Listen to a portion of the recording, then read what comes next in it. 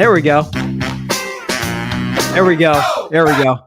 How's everybody doing out there? Good evening, everybody, and welcome to Carving Up Live right here on Twitter, as well as the Carving It Up YouTube channel and the Grid Network YouTube channel. As always, I'm Bryson Carver. At least to briefly start this show, Cheesehead Ozzy is making his second consecutive appearance. He's been around on the show a lot these days. I don't know what it is. Maybe it's just the Packers are losing a lot, and not just losing, but losing in prime time, and Jordan Love struggling by the week more and more so. We'll talk about that in just a second. Packers-Raiders. Rematch of Super Bowl II. Fun fact for you guys, except this game went in favor of the Raiders. Obviously, they'd rather had the trophy in 1968 or 69, whatever year it was. But I'll get to that game in just a second. Okay, Cheesehead Ozzy in the building. Hey, Sharon!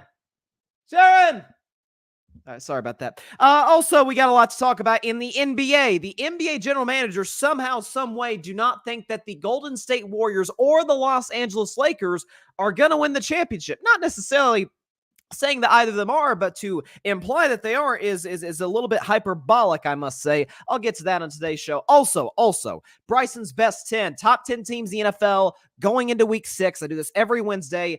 Very interesting list this week. A lot of, some teams back in the top 10. Very, very interesting. Definitely be sure to tune in for that. One team falls precipitously in my top 10. Also going to talk Dallas Cowboys and just more drama created by Jerry Jones. What's new? Getting to that, and at the end of today's show, Broncos, Chiefs, predictions to kick off week 6 tomorrow, an AFC West showdown at Arrowhead Stadium. But first, we'll get to the Raiders in just a moment.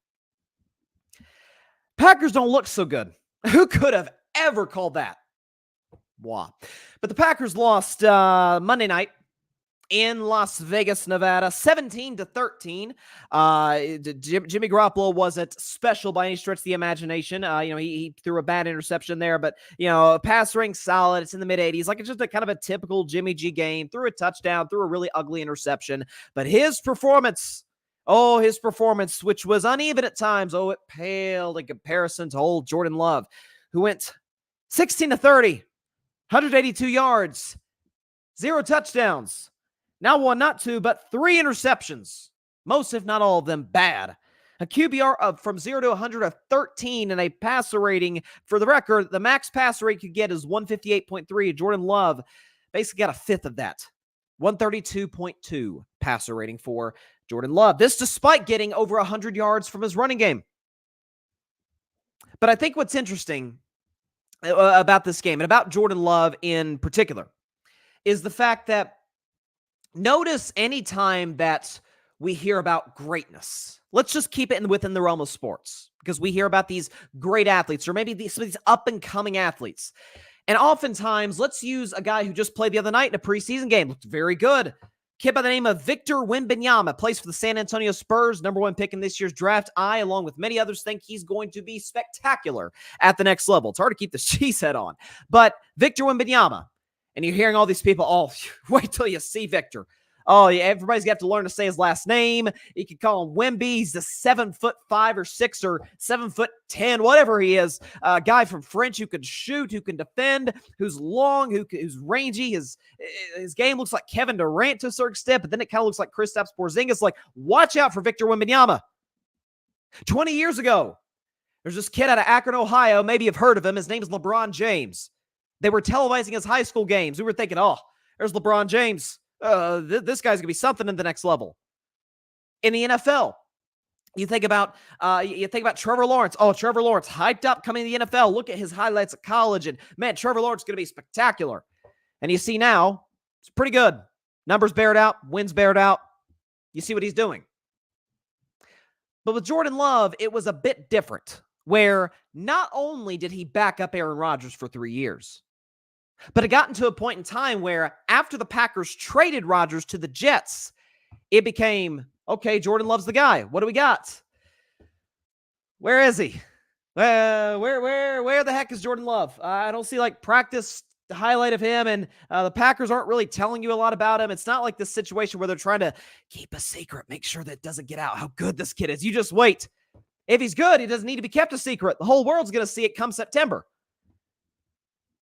Did you notice that game plan the other night by Green Bay against the Raiders? It's quite interesting. So there's no Aaron Jones for the Packers. Certainly a big loss. With respect to A.J. Dillon, Aaron Jones is obviously the Packers' best running back. But left tackle, David Bakhtiari, gone as well, potentially for the season, it looks like, which sucks. He's a great player. But Jordan Love's in the football game, and no number one running back. And yet, Matt LaFleur, Green Bay Packers, say, we're just going to keep handing the ball to A.J. Dillon. We're going to give the ball to that other kid, Patrick Taylor. Jordan Love, ran a couple times himself. He's showed him some ability. But they kept hand the ball off, playing conservative. They did not trust Jordan Love in the slightest to make the tiniest mistake. If you notice with any of the great quarterback talents, think about Trevor Lawrence. Think about Andrew Luck. Think about even a guy who has a great coaching staff, great weapons, great organization, Patrick Mahomes with the Kansas City Chiefs. Andy Reid let him make some mistakes. Andy Reid was like, you know what?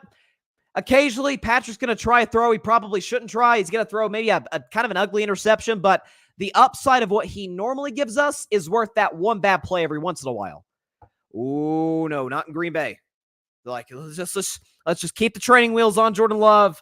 Let's just get through the game. Don't screw it up. This despite the Packers having a week and a half to prepare for this game. This despite Christian Watson in his first really fully healthy game back in the Packers lineup, and we know the speedster he can be. This despite the fact that the Raiders over the last decade have been one of, if not the worst defenses in the NFL. Yet and still, Jordan Love had 15 attempts going into the fourth quarter. Even more interesting. Think about this stat, okay? Jordan Love on passes, this just shows you how conservative the Packers were playing with Jordan Love. On passes thrown, not over 20 yards, not over 10 yards. On passes thrown over 5 yards. Jordan Love was 3 for 11 with 3 interceptions. And this wasn't just a one-week thing. This dates back to the Lions game last week at home with Aaron Jones. Jordan Love on passes thrown over 5 yards in the last 2 weeks. So the other night against the Raiders and then 2 weeks ago against the Lions. Jordan Love, 14 of 32, 5 picks, 0 touchdowns. Basically, in the simplest terms possible, the absolute second the Packers and Matt LaFleur say, okay, Jordan, make a play. Jordan, make a throw. He's careless with the football.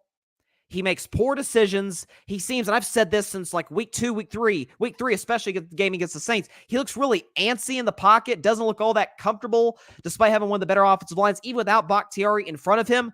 Listen, I know Max Crosby is a superstar. Max Crosby was the best player on the field on Monday night. But how about the rest of that Raiders defense? Linebacking court, secondary, really bad. Saw Christian Watson beat him over the top that one play. That was ugly. The Raiders are known for a lot of things. Good defenses is not one of them, at least in the last decade. And Jordan Love still couldn't expose it. And the Packers didn't even trust Jordan Love to expose it. I'm not going to sit up here and act like the Packers have the weapons of the San Francisco 49ers. But they're pretty good. Christian Watson has proven he's one of the faster players in the league, one of the better deep threats in the league. Romeo Doubs is a red zone threat. Good kind of third down player. Luke Musgrave, the tight end. Good player. A.J. Dillon running the football. I mean, Green Bay's got some nice players. But when you don't have, you can have all the ingredients you want, but when you don't have the chef to put it together and put together a great dish, a great meal, it's all for naught. It's just ingredients at that point. Now, some of this is on Matt LaFleur as well. I'll get back to Jordan Love. But some of this is on Matt LaFleur as well. If you look at the Packers, this is another stat. This is from Warren Sharp, who's probably the top analytics guy. You're like, oh my God, Bryce's analytics. What do I always say about analytics? You should use them. You're doing yourself a disservice if you don't. You should not allow them to make every single decision. But for fans, for media, for those of us that cover the NFL, analytics kind of help, detail and see what we're looking at. The Packers' first half stats, in terms of scoring in the first half. So what does that mean? It means what was your game plan to start it off first quarter and kind of trying to execute that in the second quarter. Really, you make your big adjustments, most of them at halftime, which LaFleur struggled in the past with. But his opening game plans haven't been great either. Some of that's limitations at quarterback. Some of that is limitations at the head coach, which I've said for years now. The Packers are losing at halftime by 43 points if you combine their 5 games this season. So combine the first half scores of their first 5 games, they're losing by 43 points. Only the Patriots and the Giants are worse. And we don't exactly look at those as very good offenses or really very good quarterbacks. I've defended Daniel Jones because the offensive line with the Giants has been awful, but you get the point. This falls on the floor as well. Now, some of it is he doesn't trust his quarterback. Frankly, nor should he, given what he's seen. But if you're the Green Bay Packers, you're looking at a situation where you're 2-3. By the way, it isn't like the schedule gets a whole lot easier for Green Bay moving forward. So they got at Denver next week. Okay. Minnesota without Justin Jefferson. That's fine as well. After that, Los Angeles Rams. Have you seen Puka Nacua and Cooper Kupp? Dangerous. Matt Stafford, dangerous. That running game, dangerous. Then they got at my Steelers. Ain't no way. If Jordan Love could only put up 13 points, could only muster 13 points against the Raiders, what is Pittsburgh going to do to him? I can't wait as a Steelers fan, but it's not going to be going well for you if you're a Packers fan. The next week, LA Chargers. Now, nobody, for good reason, trusts Brandon Staley. Do we trust Matt LaFleur a lot more? And Staley, in his defense, has the much better quarterback. That sounds like a loss to me at Lambeau. At Detroit on Thanksgiving. Heck no, they're not winning on Thanksgiving in Detroit, the way they're playing right now. Then they got the Chiefs at home. They're not beating Kansas City. They don't have the offensive firepower to compete. Then they got Giants, Bucks, Panthers, Vikings, Bears. So, kind of an easy stretch toward the end of the season. But that middle part where it's Rams, Steelers, Chargers, Lions, Chiefs, honest to God, I could see the Packers going 0-5 in those games. I really could. So, I can confidently say what I've said all offseason. This is not by any stretch of the imagination a playoff team. This is a limited quarterback. And if you're Green Bay, the silver lining to it is, listen, you've had a great history with quarterbacks in the past. With Favre, with Rodgers. It's just not going to work out with Love. If by year 4 he's still not ready to go and the coaches still don't trust him, that's a problem. But the good news is for Green Bay, a lot of good quarterbacks this draft next year. And if you're bad enough, you'll get one of them.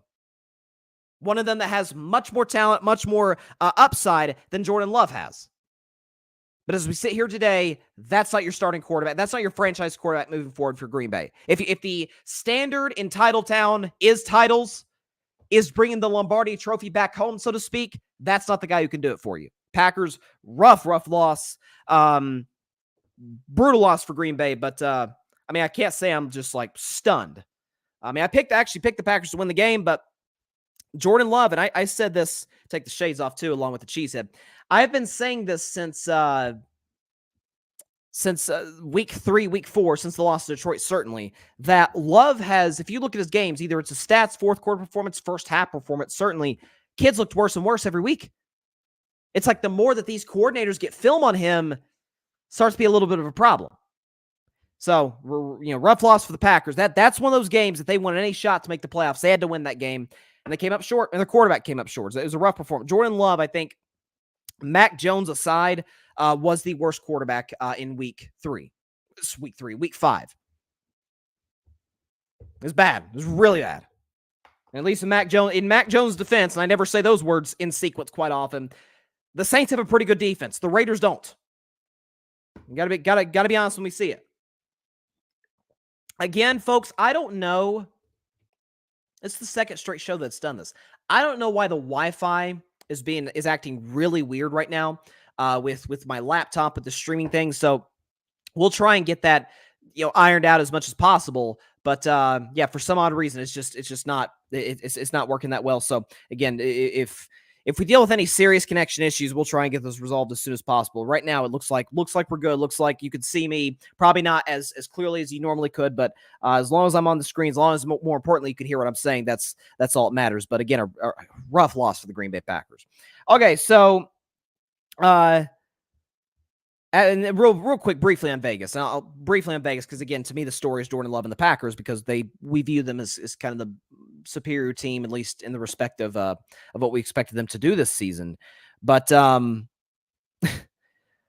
said coming into this game, I said for me, this game was which quarterback and which which head coach did I sort of trust a little more, because I don't trust either quarterback or either coach that was on that field in Vegas last night.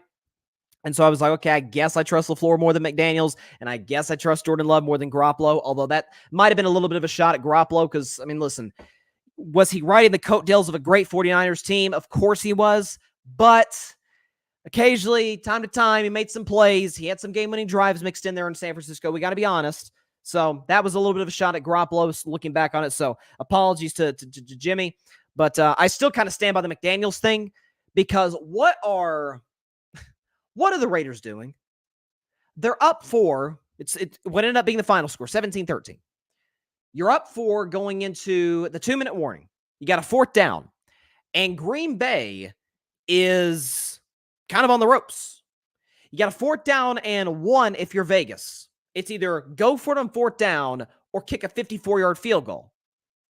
They opted for the field goal, which if you make it, great, but they still got to score either way, so it doesn't really change things. If you miss it, which Daniel Carlson did, and by the way, he missed another kick. Daniel Carlson's a great kicker, but Carlson missed another kick earlier, so he was kind of on a little bit of a rare cold streak for him. Now the Packers get the ball to your midfield, have a chance to win it. So that was another questionable move by Josh McDaniels. We know last year they blew all those fourth quarter leads last year. They blew a bunch of double-digit leads last year, so just a rough coaching game, no question about it. John Rivera, my man for the Fan Perspective podcast, is in the comments. John has got the shades emoji. That's cool. Yeah, listen, I had to bring the shades back out, right? Cheesehead Ozzy. Keep the Red Sox hat on for most of the day. John, listen, I think we are the one thing we can come together on, Red Sox fans, Yankees fans today, is rejoicing the fact that the Orioles have just as many playoff wins this year as both the Red Sox and the Yankees. How about that? Baltimore getting swept by the Texas Rangers. That was, listen, I took Baltimore to win the series. I never really bought into the Orioles all that much just because I thought they were too young. Man, that was a rough one. That was a rough performance. By the way, game 3 of the Braves-Phillies series is going on right now. Phillies are up 6-1 in the bottom of the third, so certainly looks like it could be trending towards a Philadelphia game 3 win. Let me tell y'all something, especially now given the score is what it is in game 3, Austin Riley literally saved Atlanta's season. Most of us were watching the football game on Monday night, but I was keeping a close eye on the Braves-Phillies game 2 in Atlanta, where Phillies up 1-0. Atlanta's kind of on the ropes. They're down 4 runs at one point. They're down 5-4 in the bottom of the 8th inning, 2 outs, man on base. And Austin Riley hits a bomb to left field to give them the lead. And then the Braves obviously turned that double play, and Truist Park went insane, understandably so, after they turned that double play on Bryce Harper there to end the game. But again, given the score here, and even this is not in hindsight 2020, Austin Riley literally saved the Braves season. I had the Braves winning the World Series before this year started, and they're in a tough spot here. So if they lose today, season's on the brink tomorrow in Philadelphia in Game 4. So who would be who's the pitchers in that game? They announced yet? It'll be Spencer Strider, the ace for Atlanta, and Philadelphia has not named their starting pitcher for Game 4. So very interesting. Dodgers going to be fighting for their playoff lives tonight. Down 2-0 at Arizona. How about that? The Dodgers could go up back-to-back years to an NL West rival. Padres last year, Diamondbacks, 84-win Diamondbacks. Which team was it that, I think it was Washington that won like 80-something games, or I definitely know Philadelphia didn't win that many games relative to other playoff teams last year. It came 2 wins away from a title, and it seemed like I remember Washington put together some kind of run in 2019. They obviously won the World Series that year, but where they put together a kind of an average regular season. No, it was Atlanta. It was Atlanta. That's who it was. Atlanta 2 years ago. They were like below 500 at one point in August and ended up winning the World Series. So it's a long baseball season. That goes without saying, 162 games. Astros Twins tonight. Houston could close Minnesota out. I think they will. And advance once again to the ALCS. Let's see. Astros have not missed the American League Championship Series since 2016. How about that? That is sustained excellence right there. Cheating or no cheating, that is sustained excellence. Yeah, just keeping tab on the MLB playoffs. So hopefully the Braves come out some sort of crazy comeback, kind of the way they did in Game 2. But, man, let me tell you something. Philadelphia is a tough place. Citizens Bank Park, I think, is where they play. That's a tough place to go in baseball games. That's a raucous postseason atmosphere, no doubt about it. I did want to move to this, though. So the NBA does a thing where they poll their general managers every year and sort of get their talent, like who's the best player in the league, who's the best player at each position, who's going to win MVP, stuff like that. Some of it is like who's the smartest player in the NBA, like who's the best defensive player. It's usually like 50 questions or so that they poll these general managers. And one of the questions they ask, it's a great question to ask, is who's going to win the 2024 championship? And it's kind of the usual suspects to a certain extent. If you look at the list, so the GMs in these polls said, if I can pull it up here, they said who's going to win the championship.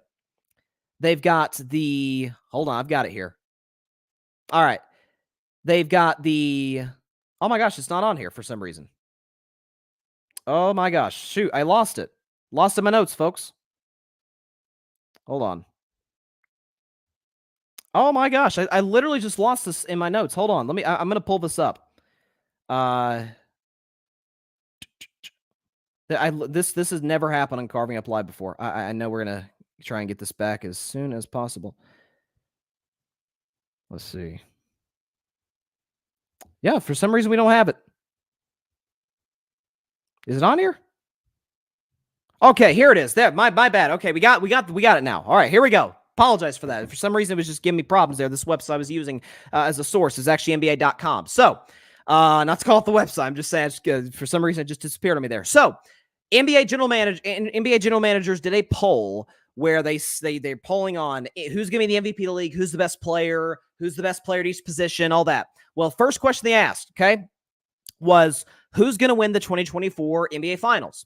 And so it's sort of the usual suspects. It's Boston Celtics at 1. They're tied with the defending champion Nuggets at 2. You understand that. Then it's Milwaukee. Then it's Phoenix. Then it's the Los Angeles Clippers. No Golden State Warriors, no Los Angeles Lakers. Does that not strike anybody as odd? So you're telling me 5 teams could win the championship and none of them happen to reside in either the Bay Area, and I'm not talking about the Sacramento Kings, with all due respect, they'll be good this year, not a title contender, or the team that, has 17 titles, has one top 10 player. I'm not going to put Anthony Davis there because I don't trust him on a game-to-game basis, and from a physicality standpoint, or from a durability standpoint rather, but a great bench and experience of the playoffs at actually doing the winning thing. So no Golden State, no Lakers in this poll. That's very interesting. So Boston, I understand that. Okay, they made the finals last year, 2 years ago. They got to a Game 7 of the Eastern Conference Finals last year. They upgraded the coaching staff. They added Drew Holiday. They added Kristaps Porzingis. I understand that for Boston. I have no qualms. If the Celtics are the favorite, no issues with that whatsoever. Denver Nuggets tied with them. Of course, I think the Bruce Brown loss is actually be more impactful than people think, but I have no problem. Jokic is smack dab in the middle of his prime. Jamal Murray looks like he's about to go into his. I think there's no question if he stays healthy, knock on wood, he's going to be in the All-Star game. You got Aaron Gordon. You got Michael Porter Jr., good bench, good coach. No issue with that. Denver being the favorite or being tied, sort of the co-favorite with Boston. No issue with that at all. Milwaukee Bucks. I didn't think Milwaukee would be as down the list as they were. They were a pretty distant third at 10% behind Boston. Behind Boston and Denver. But you got the third best player in the league in my view, Giannis. You had the 10th best player in the league in my view in Damian Lillard. You got Chris Middleton. You got a solid bench. You got size. You got, I think, an upgrade at head coach. Milwaukee's done it before. I understand that. No issue with Milwaukee. Here's where it gets weird for me. Phoenix Suns at number 4. So you're telling me that Denver's side, let's just say Denver, we took them out of the Western Conference entirely. You're telling me the Phoenix Suns will be the favorite to win the West? Really? Really, given their best player is injury prone and hasn't made a conference final since he was a Golden State Warrior, talking about Kevin Durant. Their third best player, Bradley Beal, I'm not going to hold the no play or lack of playoff experience in the last few years against him. He played in Washington. It's kind of hard to win there, but he's injury prone as well and a defensive liability. Yusuf Nurkic, who's their fourth best player, is an injury prone big who has virtually no playoff experience, in part due to the injuries, isn't physically reliable, and they have no point guard. And they got worse at head coach. And I've always defended Frank Vogel. The Lakers should not have fired him. I said that on my show a couple of years ago when they did. But he's not the head coach Monty Williams is. He's flatly not. So they're better than the Lakers. Let's start with the Lakers. who have, I still believe if we had to put both those teams on the floor, which I think they play like very early in the season, I think the first Thursday of the NBA regular season, the Suns and Lakers face off. The Lakers will have the best player on the floor in LeBron James, the fourth best player on the floor in Anthony Davis, and the best defensive player in AD, the better bench, a point guard, multiple point guards that they can throw out there, multiple defensive stoppers. You're telling me that the Lakers aren't better than Phoenix? And as for Golden State, they did just win the championship. Let's see, it's October, so 16 months ago, with most of the same guys, with Steph, who's still in his prime, with Clay, with Draymond, who's these GMs ranked among the best defenders of the league, the third best defensive player in all basketball, understandably so, the second most versatile defensive player in basketball, according to these general managers. You add Chris Paul, who's now the best backup point guard in the NBA, who's now, you're reading reports coming out of Golden State. Remember I mentioned if somebody's not good, Jordan Love, they kind of stay quiet on it. They're not really going to tell you. They're like, okay, we're just going to hide him, right? You hear what's coming out of Golden State? They say Chris Paul, and people are like, even those who liked the Chris Paul trade were like, does it make sense from a basketball standpoint? Check the reports in Golden State from people who aren't gonna, people out there who aren't just gonna cover the Warriors and say things nice to them just because they're covering the team. No. They're watching these practices. Chris Paul fits in seamlessly with these guys. Heck, we saw it in the preseason game the other night against the Lakers where Chris Paul's in there. He looks comfortable. He's moving without the ball. Looks great. Looks as comfortable as ever. You have Jonathan Kuminga, who's gonna make the third-year leap. You have size with Dario Saric and Kevon Looney. I'm supposed to think Golden State's just going to nosedive? Are you kidding me? That they're worse than Phoenix? Then this one's better. This one got me because it's the annual tradition. The Los Angeles Clippers, according to the general managers, have a 3% chance to win the finals, despite the fact that their best player, we talk about injury-prone players in Phoenix, they got nothing on the Clippers. Matter of fact, the Clippers lost to Phoenix because their top two stars were injured. Kawhi Leonard was out after game 2. Paul George never stepped foot on the floor in that series because of his injury problems. Paul George hasn't played a full season in years. Kawhi Leonard, we know the low management stuff. Again, a lot of that is warranted because I think the man literally has arthritic knees. I don't have that confirmed by a source, but given some of the issues he has and recurring knee issues, it feels like something that might correlate to that exactly. But Kawhi's out of his prime defensively, is good offensively, but can be stopped in terms of his, again, not being as physically reliable. Paul George, I've always been a Paul George guy. He can't stay on the floor either, and he's out of his prime defensively. And after that, it's Russell Westbrook's kind of your third option, and you got some other guys. You got Norman Powell, who I actually like Norman Powell. You got Ty Lue as the head coach. I understand that. But a physically unreliable team against the Lakers, you're like, oh, the Clippers haven't lost to the Lakers since March of 2020. Actually, it was right before COVID when they lost the game. I remember that game. It was a Sunday game in Los Angeles. I remember that. Who cares? The Clippers ain't doing nothing. The Clippers. Listen, I know the culture's changed, and I know Steve Ballmer's in there. He's one of the better owners in the NBA. Clippers cannot beat the Lakers in a 7-game series. The Clippers cannot beat the Warriors in a 7-game series. So I saw this poll, and what I thought was really interesting, and I agree with this. So, again, they asked these GMs, I think it was 50 questions. And there's a lot of stuff in here, like who would you want taking the last shot with the game in the line? I think Steph Curry won that. A lot of questions. Here's what I loved. And I wholeheartedly agree with these general managers on this one thing, by the way. Listen, Boston's really talented. Denver's really talented and has a championship. Same can be said about the Milwaukee Bucks at 3. After that, it's kind of a crapshoot in terms of talented teams. They voted on this one category. Who's the best leader in the NBA? Number 1, LeBron James. Number 2, Steph Curry. So I'm supposed to think with those two guys manning the ship, both those two guys being the best player on their respective teams, both those two guys with years of playoff experience and ring after ring after ring counted on their fingers, 4 rings each, a lot of MVPs, finals MVPs, a whole bit. That with talented rosters, that may not be as pretty and sexy on NBA 2K as the Lakers and Warriors are, that I'm just, for that reason, supposed to put the Dubs and the Lakers below the Phoenix Suns and the Los Angeles Clippers? So you're telling me that best case scenario, we can argue all day about who's better between the Warriors and the Lakers. I give the Warriors a slight edge because I don't trust LA as much physically as I do Golden State. I think Golden State's got the vibes out of the locker room with Jordan Poole. Put that aside, though. That doesn't matter in this discussion. You're telling me, regardless who you think's better, that team you think is better is the fourth best team in the West. Really? I don't care about seeding. Seeding doesn't matter. 7 seed Lakers made the Western Conference Finals. 8 seed Heat made the NBA Finals. No, I don't care about seeding. I'm talking about objectively top 4 teams in the Western Conference. You're telling me either Lakers or Warriors are at the bottom of that top 4. Really? With respect to these general managers, that's insane. That is insanity. So I saw this yesterday. I don't get it. Out east, Boston's great. Milwaukee's great.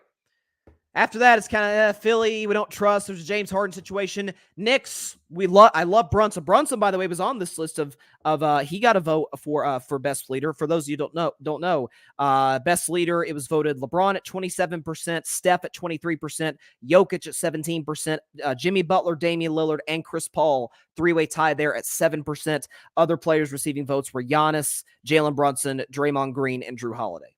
Which all those guys are tremendous leaders, but as far as 1 and 2, totally agree. Like I'd rather them be like kind of like equal, because I think they're both incredibly, talking about LeBron and Steph, are infinitely valuable to whatever team they're on. Obviously, Steph throughout his career in Golden State, now in year 15. LeBron for 21 years with the Cavs, Heat, and Lakers.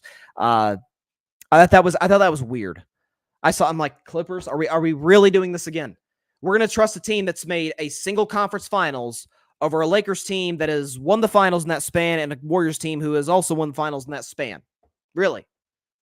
Okay.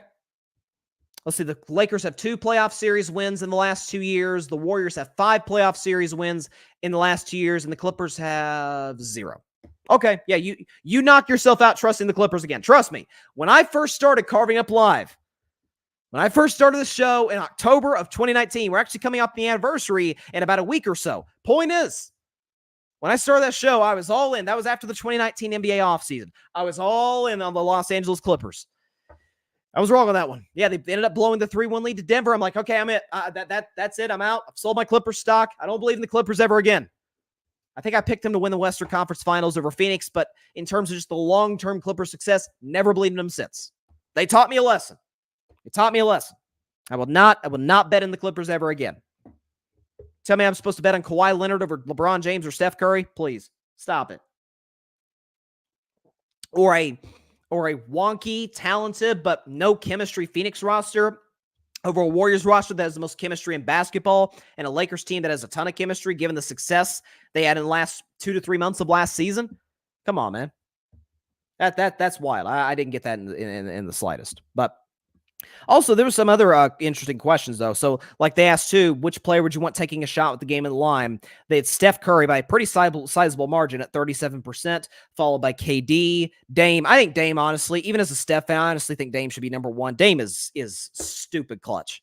I mean, insane, like Jordan clutch. I mean, LeBron clutch. By the way, LeBron not being in this list is insane. The whole LeBron isn't clutch narrative is something that I've tried to try my very best, but in some instances failed due to the way narratives can just spread like wildfire. This notion LeBron James isn't clutch. Yeah, and he's like in the upper echelon of basically every clutch stat in NBA history. But okay, knock yourself out. But no, it went Steph, KD, Dame, Jimmy, and Jokic were tied, and then other players receiving votes were the 2 Mavericks players, Luka Doncic and Kyrie Irving. So, also too, which player is the best basketball IQ? Jokic. How about this? A center. Not saying centers are dumb in any sense to where I'm not implying that or saying like, centers have low basketball IQs. I'm not saying that, but to see a center, Jokic at number 1 at 50%. Of the GMs voting him with the best basketball IQ is really interesting and very impressive, followed by LeBron, Chris Paul, Steph, and Luka also got votes. So really interesting. I encourage y'all to check this poll. It's actually quite interesting. Again, the championship one, I vehemently disagree with, not in terms of who's the favorite, but in terms of who's not included. Just wonky list. I'm not going to lie to you. All right, moving on now to the content provider that just keeps on giving, in the form of old Gerald Wayne Jones, also known as Jera Jones, the Dallas Cowboys, the owner / general manager. And he had a lot to say. He always does in his weekly radio interview. I mean, he's talking about the Cowboys and the loss to San Francisco. And he was he was talking about them getting blown out. He said, quote, and I'll do this in my best Jerry impression that I can possibly do. So forgive me if it's not that good, but I'll do my best. Quote, I'm not panicked, but the gap is when something tells you what it is, don't try to dream that it's something else. Now, what I am trying to say is that we can do better than we did out there Sunday night. That's a given. We ran into an outstanding team, and we didn't play well. We have some players on the field and a roster that can get it done. End quote. He also said, quote, I believe Dak Prescott is a quarterback that can get us to the Super Bowl, and that's the way that's going to be. End quote. That's my best Jerry. It's the best I could do. Point is, Jerry Jones is talking about he's still optimistic about the Cowboys. They got beat. Remember last week, and I talked about this, how he said the San Francisco 49ers, that's the team that Dallas had to go through in order to get to a Super Bowl or contend for a Super Bowl once the playoffs get here. So listen, we are in such a weird space with the Cowboys where, and I shouldn't say that like we're just now doing it. We always do it. Sometimes I fall into the trap of doing this. Sometimes others do. Sometimes we all do together. I'll go down the same boat. But when things are going well for Dallas, everybody loves him. Oh, Jerry's talking about we going to the Super Bowl, and players are talking about it. Going to the Super Bowl, and we're going to end this drive. The Lombardi Trophy is the standard in Dallas, Texas, and the whole bit, and the media and the fans and everybody. We understand that. And when it's going poorly, which clearly it did on Sunday, you lost by 32 points. Sky's falling. I'm actually seeing on debate shows, are the Dallas Cowboys going to make the playoffs? Yeah, they're going to. Come on, man. That's a ridiculous question. Will they win the NFC East? That's a legitimate question as well. You're like, oh, Philly's 5-0, Dallas 3-2, but Dallas plays Philly twice. So that the division is far from over. It is week 5 after all. I mean, Dallas almost caught Philly for the division last year, so it's a long, long season. We still got to early to mid-January to go to decide that. Not saying the Eagles can't, but it's not over. But Dallas, I understand people talking about their schedule's kind of tough. I think I saw they have the 4th toughest schedule. They got games against the Rams, again, twice against Philly, as I just mentioned. They got a game against Seattle, at Buffalo, at Miami. They got a game against Detroit, the Fighting Dan Campbells. They got some tough ones in there. But Dallas's bugaboo has always been San Francisco. And frankly, the league's bugaboo for the last year has been San Francisco. Bryson's best 10 a little later in the show, after the segment, rather. But with things going well for Dallas, we love Dallas. We shower them with praise. They're going to the Super Bowl. They're the NFC favorite. It's not going well. Are they going to make the playoffs? Let's bring it right. Let's bring the both ends of the spectrum. Let's bring them together right down the middle. Of course, there's problems in Dallas. One of them being they simply don't have better players than San Francisco. Because in all honesty, with the possible exception of Philadelphia, I don't think anybody has better players than San Francisco. I said on Monday's show, I think this can be the greatest team in NFL history. Not saying they're going to go 17-0, but talent-wise and given what they've done in the playoffs before and what they're capable of doing this season, I think they could be the greatest team in NFL history. Can, not will, but can. So they have better players than Dallas. We complain about McCarthy, the play calling, understandably so. The game plan was really weird. Really committed to running the ball in the second half when you're trying to get back into the game. Dak Prescott had a decent first half, a bad second half with the interceptions. 2 of them were the third one was a terrible read, but I think Dak, honest to God, I'm not just saying this to defend Dak. I think Dak at that point is like, man, F it, we're down 4 touchdowns. I'm just going to try a throw and let's just move on to next week. That was an F it throw. The other 2 different story. But the point is, people are complaining about Dak. Oh, is Dak the problem? Can he win a Super Bowl with Dak? For the record, I actually heard a guy whose football and intellect and IQ I trust with my life, honestly, and that's a man by the name of Deion Sanders, who's the head coach of the Colorado Buffaloes, Coach Prime. Obviously, we've been talking about him a lot this season, rightfully so. But Coach Prime was talking on, I think it was on Inside the NFL, not Inside the NBA like on TNT, but Inside the NFL the other day. And I think it was last night. And Prime was saying, man, I was watching that game and I felt bad for Dak, man. I'm like, thank you. Deion Sanders likes Dak Prescott. That is great to know. That's great to know. So saying that, hey, Dak isn't just the only source the Cowboys struggles. Believe it or not, that's a ridiculous notion. But hey, if you don't trust me, that's fine. Well, I've never played a game of football in my life, never coached it. Let's trust a guy who's done both and done both at a very high level in Deion Sanders. But put Dak aside, put McCarthy aside. Here's what I think is a sort of an underreported story in Dallas that is starting to gain traction a little bit, but something that Jerry mentioned in his radio appearance. So he was asked about CeeDee Lamb. It was a very weird answer. He's asked about CeeDee Lamb and the success, and are they throwing the ball often? And we know Jerry Jones's history of he doesn't care to cut a receiver. He cut Des Bryant years ago. He's asked about CeeDee Lamb, the production, and Jerry Jones said, and I quote, "I don't know about that." I don't know about that. What?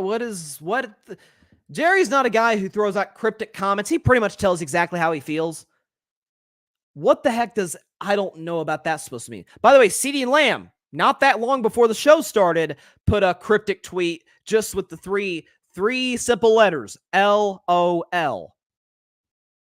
I don't know if that's a Jerry's comment. I don't know if it's the fact that I saw Richard Sherman this morning was saying that CeeDee Lamb is not a number one receiver. I don't know what it is. I don't know. Maybe he's watching Jerry Seinfeld. I don't know. But that was a weird tweet at a weird time. And listen, Dallas is in it because I've heard the stat, hey, CeeDee Lamb is, I think it's in the last 3 games, hasn't had over 55 yards receiving. It's because they're not getting the ball enough. Listen, I too was a CeeDee Lamb skeptic going into last season. I'm like, okay, I've seen some signs, but Justin Jefferson, I still believe this. Justin Jefferson's way better than CeeDee Lamb. And Brandon Ayuk is kind of on CeeDee Lamb's tier. He's been more successful in San Francisco. Why? It's a great system, and he's a really tremendously talented football player. But I'm like CD, I feel like he's more of a really good 2, given the success Amari Cooper had there. After that first month of the season last year when CD got off to a rough start from October on, that was one of the 10 best receivers in the National Football League. No debate whatsoever. All the numbers said it. He had made the Pro Bowl. It was great. Why are they throwing the ball this season? Okay, Michael Gallup's coming off of, I should say coming off an injury. He's still kind of working himself back from the ACL tear. Brandon Cooks, when they made that move back in whatever it was, March or April, I'm like, I like it. I don't love it because I wish the Cowboys would have just decided to draft Jalen Hyatt. Okay, let's put that aside. Jalen Hyatt is being misused in New York. CD is the only guy you can trust. I mean, if you remember that Niners game, the playoff game, not the game this past Sunday, but the playoff game in San Francisco, Dak was just forcing the ball to CD. Dak had a bad game in that game. CD was amazing. Well, CD had to have somebody getting the ball. It was Dak. CD had like 11 catches for 140-some yards. Why? Nobody else was open. Except T.Y. Hilton in that one play. Dak missed him, and Michael Gallup in another. But it got to a point where Dak's like, I can't trust anybody else. I'm just going to keep throwing it to 88. Well, now it's gotten to the point where, is CD being schemed out of plays? Is Dak just missing? I don't think Dak's missing him. Dak and CD have a pretty good connection when they're going at a high level. You saw it a lot last season. So if I'm Dallas going into next week, and they got a big one, Monday Night Football against the Chargers. It's in LA, but it's going to be a Cowboys home game. 90% of the fans, 95% of the fans, who knows, will be Cowboys fans. As I always say, the Chargers are like the Clippers. They got like 13, 14 fans in the city of Los Angeles. I mean, the Rams barely have fans. Of course, the Chargers aren't going to have any fans. But it's a big game for Dallas. If I'm Mike McCarthy and you're the play caller now, there's an extra heightened level of pressure in that regard, and there is for Dak Prescott too as the quarterback. I'm forcing 88 the ball. I'm forcing 88 the ball because this is a guy who, this is a contract year for CeeDee Lamb. CeeDee Lamb's going to look to get paid next offseason. Is that a comment by Jerry saying, hey, we can stand to lose CeeDee Lamb because he has paid Trayvon Diggs? Of course he's going to pay Micah Parsons. He paid Zach Martin. Okay, he's paid a lot of these players.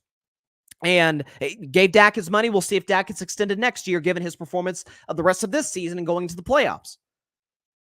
Is Jerry in the mindset of, hey, we can lose CeeDee Lamb? Because if he is, this is why Jerry's not a very good general manager. So I saw that people talking about Dak, people talking about McCarthy, people talking about Jerry. It's CD we need to be talking about. It's one of the 3 or 4 best players on the team.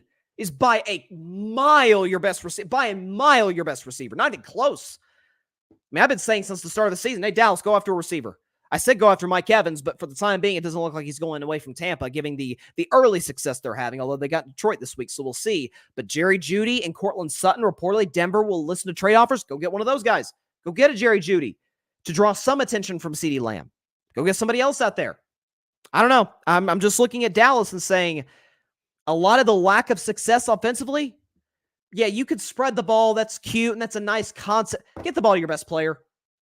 Get the ball to your best wide receiver. CeeDee Lamb's a monster with the ball in his hands. CeeDee Lamb's great after the catch. CeeDee Lamb's an excellent route runner. CeeDee Lamb's one of the faster players in the National Football League at his position. Give him the football. I would be shocked if first quarter CeeDee Lamb doesn't have 5 targets. Just force feeding the ball. Get him involved. Get his morale high. Because that's the thing with receivers. That if they're not getting the ball early, and we saw this, remember A.J. Brown was yelling at Jalen Hurts a few weeks ago? Like, dude, give me the ball. I'm open. And you've seen since Jalen has like almost forced the ball to A.J. Brown. He's had some massive games the last 2 weeks against Washington and against the L.A. Rams. Get the ball to your best players. Get the ball to your receiver. Okay, you're better off getting the ball to CeeDee Lamb than to Jake Ferguson or to Brandon Cooks. That's crazy. That to me is what I'm looking at with Dallas. Like, that's the problem more than anything. They're most talented offensive players in getting the football. You got to make that happen. So again, the Cowboys have the Chargers next week. Then they got to bye. Then they got the Rams. So, and like I mentioned earlier, there's some tough games on Dallas' schedule still. They got Philly twice. They've got the Seahawks, Bills, Dolphins, Lions. I still think this question, whether they'll win the division, which I predicted them not just to win the division, but to get the NFC's top seed and actually get to the Super Bowl and lose to the Chiefs. But whether they'll make the win the NFCs, that's one thing. Make the playoffs? Are you kidding me? You're telling me Dallas isn't one of the 7 best teams in the conference? No. Come on now. I'm looking at the NFC standings today, and it's early. We're 5 games in, but let's line this up by conference. Dallas has currently they're tied for the 7th best record in the league. But you're telling me Atlanta's better than Dallas? Now Atlanta's in the NFC South. We'll see. Tampa Bay, okay, it's a grudge match. Somebody's got to win the NFC South. Tragically, come on now. Like no. Dallas is making the playoffs. As long as all their key players stay healthy, they're getting to the playoffs. Okay. Talking about the Cowboys, talking about all these teams, talking about the Packers. The Packers are not in Bryson's best 10. Just spoiler alert, they haven't been in Bryson's best 10 all season long. What are we talking about? But Bryson's best 10. So I started it going into this NFL season about the top 10 teams in the National Football League. And we could do top 10 for anything moving forward, obviously, whether it's NBA, Major League Baseball, pop culture, whatever the case may be. Bryson's best 10 is going to be a staple of Carving Up Live for many, many years to come, hopefully. But sort of the kickoff of that has been the top 10 teams in the NFL. So if we can get the background music going right now for Bryson's best 10 teams going into week 6. Going to week 6, the 10th best team in the NFL. They drop a few spots. It's the Buffalo Bills. Actually, they drop 5 spots to number 10. You're like, Bryson, Buffalo Bills at 5. Are you kidding me? Or at 10, are you kidding me? Buffalo Bills, the 10th best team. Are you nuts? No, I'm actually not nuts. I'm objective. Listen, this is a team. We've seen it, and I said this after they blew out Miami. The last 2 years, we've seen, or even the last 3 years, but certainly the last 2 years, we've seen them get off to these hot starts, these 4-1 starts, these 6-1 starts. They're feeling good about themselves. They have a signature win early on their schedule. In this case, Miami, smacking Miami. And then they had that game where they're gonna beat that team. They're more talented and all that. Well, the problem is the Jacksonville Jaguars have the superior quarterback. The numbers back it up. The success in the last year backs that up. And they got beat. They got beat up on the defensive side of the ball. Jacksonville's defense beat up Buffalo's defense. Trevor outplayed Josh Allen in basically every respect of the game, every aspect of the game. Jacksonville ran the ball better. Jacksonville's better coached. But listen, Josh Allen's still absolutely one of the 6 or 7 best quarterbacks in the NFL. Stephon Diggs, one of the 6 or 7 best receivers in the NFL. The defense is still really good, although they did lose, and this is a big reason I dropped Buffalo as well. They lost Matt Milano. They lost multiple other defensive starters. They lost Tre'Davious White for the season. So some key injuries for Buffalo. We'll see if Von Miller can kind of resurrect that defense to a certain extent with all the guys they've lost. But this is rough times for Buffalo. They got the Giants this week, so that's kind of like a get-right game for them to a certain degree. So just kind of get themselves back on track. But for now, I'm not a believer in the Buffalo Bills. I've got them today as the 10th best team in the National Football League. To number 9, it is the Jacksonville Jaguars. Back in the top 10, back in Bryce's best 10, Jacksonville at number 9, and here is why. Listen, Trevor Lawrence, I have said this religiously for the last year. Trevor Lawrence is the 3rd best quarterback in football. He ended the second half of last season as Pro Football Focus's 3rd-ranked quarterback, 3rd highest graded quarterback, behind only Mahomes and Burrow. That's the only 2 guys I think he's behind at this point. People were crushing his performance through the first part of the season, completely ignoring the fact receivers couldn't catch passes to save their lives. Calvin Ridley was having problems. Zay Jones was having problems. Evan Ingram was having problems catching the football. Jacksonville was up there at the top of the league in drop passes. They fixed that over the last couple of weeks. Certainly this past game against the Buffalo Bills, they're one of the better teams in the league on third down. They've seemed to have found a really good, consistent running game with Travis Etienne, and the defense is starting to find its stride. Listen, they gave up 7 to Atlanta, an Atlanta team that had some success offensively against Houston, and then this week, Buffalo only had 7 points with 4 minutes left. They score a couple times there at the end to make the score look a little bit better, just to keep pace with Trevor and the Jags. But that is a Jags defense that I was really skeptical about, but seems to be finding its rhythm to a certain extent. They got a lot of good young talent over there. Love Doug Peterson, always have since his days at Philadelphia. I think he's one of the better quarterback whisperers to a certain extent. He comes from the Andy Reid coaching tree. Really like Jacksonville. I maintain that they'll lose to Kansas City in the AFC title game, but the Jaguars are the 9th best team in the National Football League. If we can go now to number 8, for some reason, looks like the Seattle Seahawks and number 8 are not on this list. If we can, let's get that graphic back on there. Again, so some reason Seattle is nowhere to be found. Are they there? Here we go. Got the Seattle graphic right here. So here we go. The 8th best team. The 8th best team in the National Football League is the Seattle Seahawks, and here is why. Listen, Seattle obviously didn't play this past week. They're at number 8. They were at number 9 last week. They moved up a spot because Buffalo moved down. It's again, I speak to the fact that you beat the Giants. Giants aren't a very good football team, but when Geno Smith goes out, you don't generate much of anything in the passing game, despite having one of the better trios at wide receiver in football in Jackson Smith and Jigba, DK Metcalf, and Tyler Lockett, and Fant, the tight end who made some big-time plays the other night. But defensively, Seattle, this kid, Devin Witherspoon, okay? This is a guy who I was like, when they took him 5th overall, I'm like, I feel like they overdrafted a little bit. But if there's anybody who knows how to coach cornerbacks, it is Pete Carroll. The man knows how to develop that position at a supremely high level. He's looked great through the first month of the season. Seattle has a good pass rush. Seattle has an improved offensive line. This bye week will help some guys get back healthy. Kenneth Walker and Charbonnet, the running backs back there, are both very talented, very good players. So I really like the Seahawks are at. I'm not saying they're like a contender in the NFC, but I think you'd be hard-pressed to find 10 better teams, or in this case, 9 better teams, or 8 better teams rather, that are better than the Seattle Seahawks at this particular juncture in time. I've got the Seattle Seahawks as the 8th best team in the National Football League. At number 7, I know we love to crap on this team all the time, but let's reel it back in. Let's reel it back in. The 7th best team in the NFL is the Dallas Cowboys, and here is why. So look, Dallas, the rough loss, 32-10 to be exact, to the San Francisco 49ers in the Bay Area. Dak Prescott didn't play well because he never plays well against the 49ers, because virtually no quarterback plays well against the Niners. Mike McCarthy's game plan was odd again, way too conservative to give yourself a chance to win that football game. Dallas's defense was abysmal, particularly in the pass defense, which was kind of what I thought was one of their strengths rather. Micah Parsons had a very quiet afternoon, quiet evening rather, against San Francisco. However, let's reel it back in. Micah Parsons is still one of the 3 or 4 best defensive players in the sport. Dak Prescott is still one of the 10 best quarterbacks in the NFL. CeeDee Lamb, if you could get him the ball, is one of the 10 best receivers in the sport. I don't love the offensive line. It's good enough. Zach Martin's still on it. Maybe not in the middle of his prime anymore, but still very talented. I'm not going to sit here and just overreact to one loss. Like, everybody loses to San Francisco.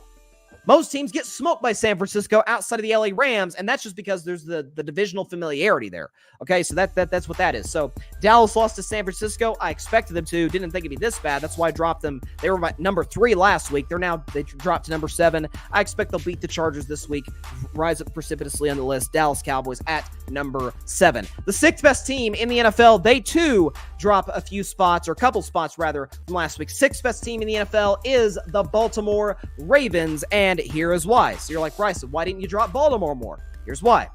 So defense was excellent against Pittsburgh. Then again, most defenses are, because Matt Canada is a clueless offensive coordinator.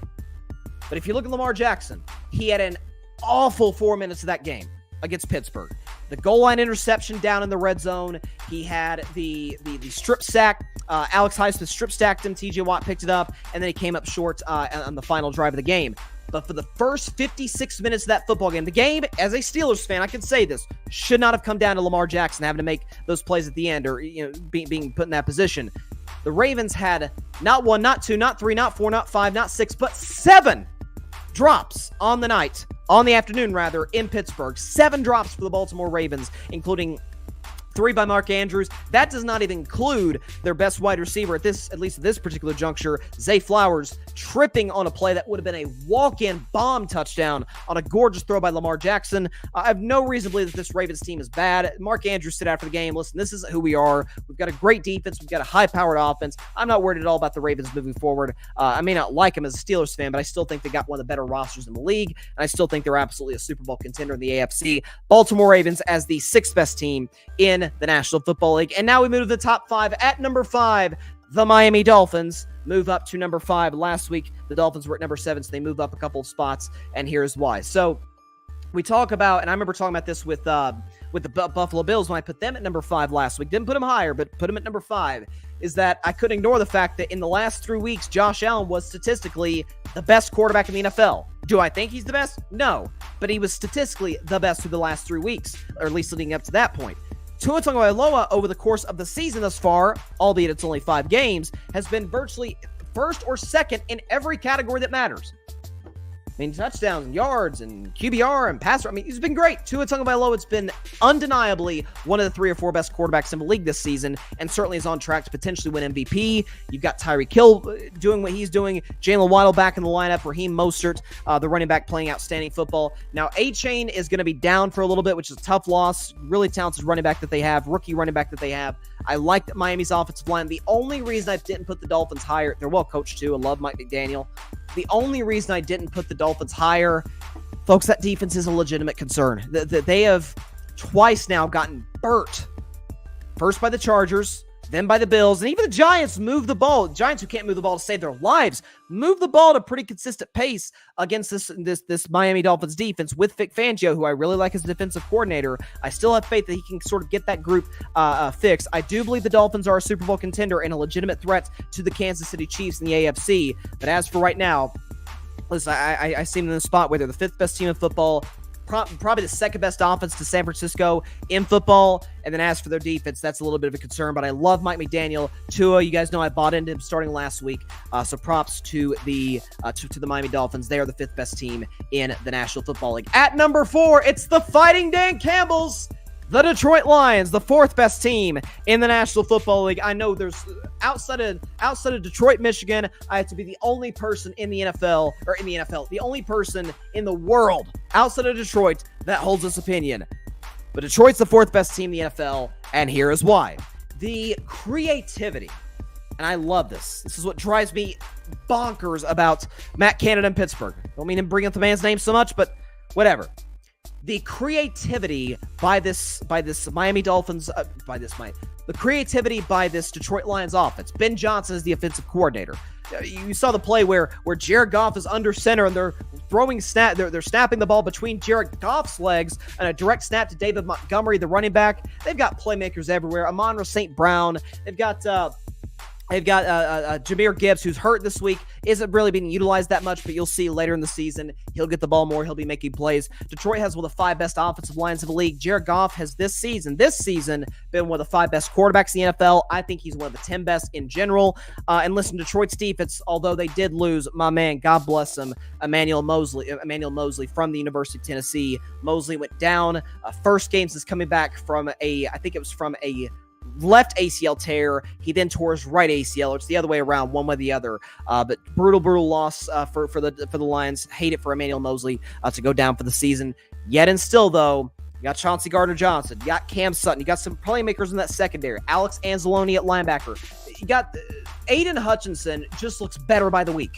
This looks every bit of the guy that I said coming into that draft should have been the number 1 pick by the Jacksonville Jaguars. They made a mistake there. He's doing a spectacular job rushing the passer, making plays defensively for Detroit. I love everything about this Lions team. I've said since the get-go, y'all know this.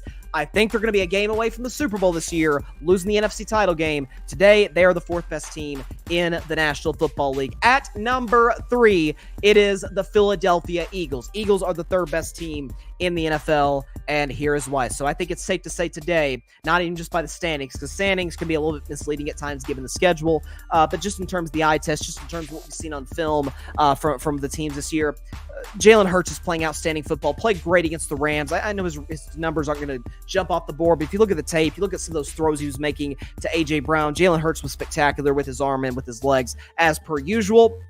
The Eagles' running game is at or near the top of one of the best rushing attacks in the NFL. They have the best offensive line in the NFL. Great weapons. Outstanding front four of their defense. Front seven's pretty good too. I'm still genuinely concerned about their back end, and that back end is going to get tested in the next few weeks. Not starting this week. They got the Jets this week. But after that, the Eagles have a rough schedule ahead with 7 of 8 teams that we see as either playoff teams or Super Bowl contenders. So a tough schedule ahead for the Eagles. But listen, I'm not going to criticize them. They're 5-0. Only the Niners are 5-0 outside of Philadelphia. The big time win against the Rams, that was if I were a betting man game, I thought the Rams would not only cover but win due to their passing attack. The Philly exposed the Rams' lack of talent and depth at offensive line. Hats off to them. The Eagles today are the third best team in the NFL. And here's where we get to no changes whatsoever. The second best team in the NFL is the defending champion, Kansas City Chiefs. And here is why. So, again, people criticize Kansas City, and this drives me crazy, folks. People criticize Kansas City for these close wins. Oh, you played a 1-win Minnesota, go on the road, and hey, got a little dicey there at the end. I mean, the defense had to make a couple of plays, get an officiating break there with about 4 minutes to go. Folks, this isn't the AP top 25 in college football. This isn't the old BCS system. That doesn't matter. That's irrelevant, okay? Kansas City is absolutely one of the 2 best teams in the league. Patrick Mahomes is playing really good football right now. Travis Kelce, now he's hurt. We'll see if he's able to go tomorrow night. I'm about to predict Broncos and Chiefs in just a moment. But that defense in Kansas City, folks, just looks better and better every week. They can take the ball away. They can get to the quarterback. Chris Jones is having a monster season thus far to start this NFL season. Unquestionably the best interior defensive lineman with respect to the great Aaron Donald. Offensive line, Kansas City is really good. Andy Reid, we know the mastermind that he is. Kansas City, just offensively, they make it look easy, and defensively, they look really, really scary certainly in the front four, even the front seven, and their back end is really good as well. They've drafted well. I really like the kid Trent McDuffie, that they have in the secondary as well at corner. But big time win by the Kansas City Chiefs. They're 4-1, and they're the second best team in the NFL. That leaves a very obvious number one. The best team in the NFL today is the San Francisco 49ers. I don't even think I need to tell you why, but I'm going to. So, look. Christian McCaffrey's amazing. The offensive line's really good. George Kittle had 3 touchdowns against Dallas. Might get fined for the shirt he wore underneath his uniform, but let's see. He made his point note. He scored 3 touchdowns against the Cowboys. The Niners defense is just stacked full with playmakers. I forgot to mention Niners wide receivers, Brandon Ayuk and Deebo Samuel, Juwan Jennings, really talented guys that they've got. And we cannot, this disrespect that we continue to show, and it's not been as bad this week, but in general, to Brock Purdy. He's a product of the system. Do you know this stat about Brock Purdy? I found this very, very interesting. I was looking at Pro Football Focus, okay? Brock Purdy is if you look at the list here, the most efficient quarterback in the NFL when throwing outside the numbers. So he's not dinking and dunking. This isn't Jordan Love in Green Bay with the coaching staff's like, let's just keep him under wraps. Let's not have him make too many mistakes. No, they're like, Brock, sling it. Make those throws. Even if you don't have a crazy arm, he's accurate. He's got poise. He's got control in the pocket. Brock Purdy is every bit. It's undeniable at this point of a top 10 quarterback talent in the National Football League. Brock Purdy's playing unbelievable football. So are the Niners. I said on Monday's show, and I believe this has the potential, not saying they will be, but the potential to be the best team in the history of the National Football League. San Francisco, the best team in the NFL. They have been at number 1 for me since week 2, going into week 2. Obviously, no reason to change that whatsoever, given their performance against the Dallas Cowboys. San Francisco, the best team in the NFL, and that is Bryson's best 10. Just real quick, we can recap this. Actually, one of the graphics are gone for some reason, but injury and also I've got the in this order. I've got the Buffalo Bills at 10, the Jaguars at 9, the Seahawks at 8, Cowboys 7, Ravens 6, Dolphins 5, Lions 4, Eagles 3, Chiefs 2, and San Francisco 49ers still have them at the number 1 spot as the best team in all of football. They just look so good, man. Like I've been saying for a while, where's the weakness? If Brock Purdy is the weakness, yes, this team is in the discussion to be the best team ever. If they go on to win the Super Bowl, they got to win the Super Bowl to be in that discussion, of course. But man, they look incredible, man. They look incredible. Real quick, just to tab on Major League Baseball, Astros Twins' first pitch is coming in just a few minutes. Again, I've got the Astros winning this game, closing out the series, getting back to the ALCS to take on their division rival Texas Rangers for a shot to go to the Fall Classic. Braves are down big here. Phillies are up 7-1, bottom of the fifth, and they've still got people on base with only one out. So feels like a pretty good chance Philadelphia is going to win that game, go up 2-1 in the series, put the Braves, the best team in baseball all season, on the brink. I still believe the Braves can win this series. I picked them to win it because I picked them to win the World Series when the year started and beat Houston in a rematch of 2021. But it's looking dicey for Atlanta. Good thing is they've got their ace going tomorrow. So, hopefully somebody picked Atlanta. Didn't bet any money on Atlanta, but picked Atlanta. Hopefully I'm coming in on Friday's show saying, okay, the Braves are still alive. Game 4, they won Game 4, and Game 5 is at Truist Park in Atlanta, Georgia, with them having a chance to get back to the NLCS. I'm hoping that's the case. If so, if not, Philadelphia will have beaten them and knocked them out in back-to-back years. So hats off to the Phillies. That's a heck of a baseball team. All right, final topic. As we do basically every show during the football season, there's going to be a game, or in the case of Friday's show, multiple games given the matchups we have on Sunday. So Week 6 kicks off tomorrow night in Arrowhead Stadium, featuring two AFC West teams. It is the Denver Broncos and the Kansas City Chiefs. And Kansas City is a 10.5-point favorite in this football game. Of course, this game is on Amazon Prime Video. So these are two teams, this goes without saying, going in very, very different directions. Denver is playing awful football, particularly on the defensive side of the ball. Vance Joseph, and I like Vance Joseph, but listen, he was the head coach in Denver at one point. His defense was bad. Comes back as the defensive coordinator. His defense is worse. They did, after all, give up 70 just 2.5 weeks ago, and now they've got their work cut out for them against Kansas City, against Patrick Mahomes. Now, Kansas City's injury report is a little dicey. So Travis Kelce in this game is questionable, as is George Karlaftis, their really good defensive end they drafted a year ago, who's been very productive for them. So two of Kansas City's key guys have the potential to possibly be out. But as for Denver, they're in almost identical situation as the Vikings are, although at least the Vikings have the out that they won't have to pay Kirk Cousins after this year, which is why I think they may move him. Russell Wilson, can they move him? Man, I'm not quite sure what the out is. Nobody's going to take on that contract. The Denver contract hasn't even kicked in yet.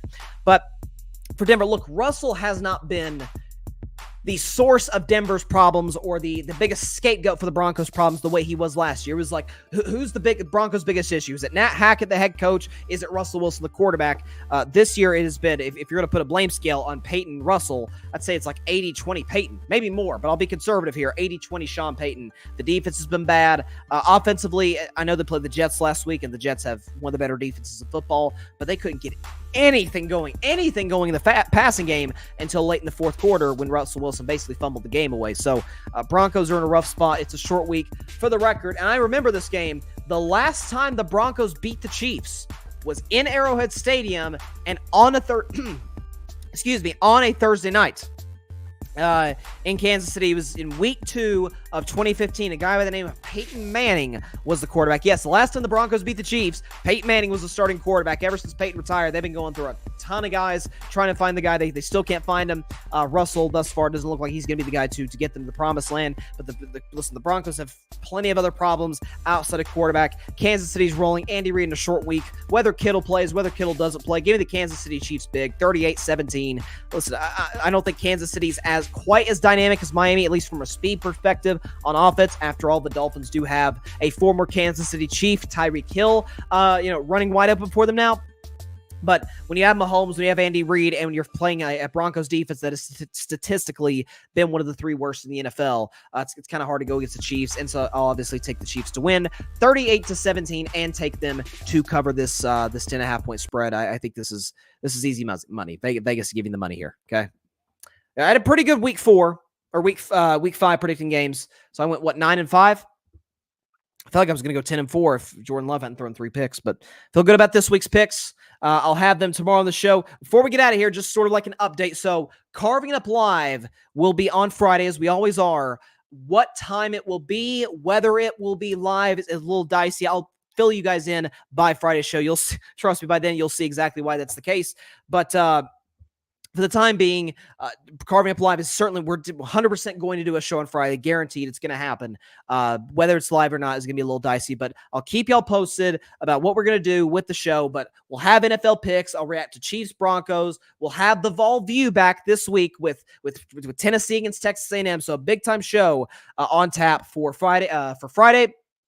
Again, I'm not sure if it's going to be live, not sure what time it's going to be. Again, I'll fill you guys in on that on Friday's show, by Friday's show, once we get ready to go for that. But Carving Up Live will be back on Friday once again. So with that said, that is all the time we have for today's show. Thanks for stopping by. Thanks so much for stopping by. Be sure to go catch Carving Up Live again on Friday. Not sure what time it's going to be. I'll fill you in on social media. I'll keep you posted on Instagram and on Twitter or X or whatever it's called now. I'll keep you posted on there. But until then, be sure to like, share, comment, and take 2 seconds out of your day. Hit that big red subscribe button. It helps the channel grow exponentially. We're trying to get to 1,000 subscribers by Super Bowl 58, which is February the 11th. So if you have subscribed, thank you so much. Cannot tell you how much I appreciate it for the show and for the growth of the show. Please tell a friend to tell a friend to tell a family member to tell their family member, tell their sister, tell their brother, tell their friend, to tell their friend to subscribe to Carving Up Live. Spread it out there. Trying to get the word out. Carving Up Live, we're coming, baby. And also, if you haven't subscribed, like I said, just takes a couple seconds, 2 seconds. Hit that big red subscribe button. That's it. Is that quick? Look how quick that was. Hit the subscribe button. It's that easy. All right, and also be sure to go subscribe to the Grid Network. That is GRYD, the Grid Podcast Network, right here on YouTube, as well as any and everywhere you listen to your podcast, be it Apple Podcasts, Spotify, iHeartRadio, Google Podcasts, any and everywhere you get your favorite podcast. You can catch the Grid Network. Some incredible content creators on there. No question about that. So definitely check our stuff out. Great episode, by the way, of the 8 o'clock spot last night. Had a blast. I moderate that show. We just completed episode 10. It was a fun one. We had like a snafu to a certain extent in terms of a tiebreaker rule. You'll have to go on the Grid's YouTube channel, watch. It was a great show. It's our game show weekly on Tuesday nights at 8 Eastern, 5 Pacific time. So definitely be sure to tune in for that. All right. I'll see you on Friday. Not sure when on Friday, but I know I'll see you on Friday. Please stay safe out there. Please be sure to take care of your physical as well as your mental health. And please, please, please be sure to contact your local state representatives and senators to demand change for gun violence in America. Cannot wait to see y'all on Friday. It's going to be very interesting. I'm just a little teaser. You'll see why. Stay safe out there. God bless you all. Peace out. Liberty tonight in Game 2, WNBA Finals. Here we go. Thanks so much for watching the show on YouTube, and be sure to go click that big red subscribe button and check out the other clips and full shows from Carving It Up Live, as well as our other incredible content creators here on the Grid Network.